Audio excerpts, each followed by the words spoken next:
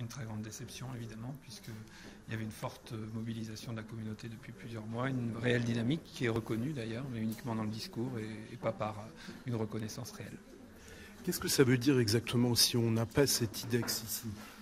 Ça veut dire que le label, il est impossible de le récupérer aujourd'hui, puisque c'était la dernière session pour l'IDEX, et évidemment, les montants d'argent qui vont avec, c'est la même chose.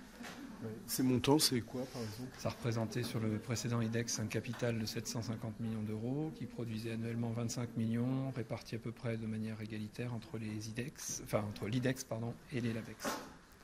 Donc l'argent pour les LABEX demeure, mais celui de l'IDEX est perdu.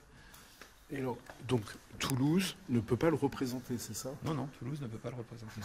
Même sans fusion à titre individuel pour chaque université non, ça a toujours été les regroupements qui portaient ces initiatives, donc c'est pas possible.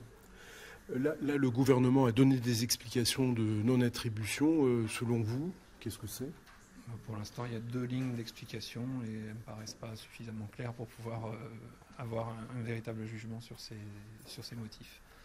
Est-ce que les grèves à répétition, par exemple, à Jean Jaurès ça peut être un élément de contexte, mais je ne crois pas que ce soit central dans le dossier.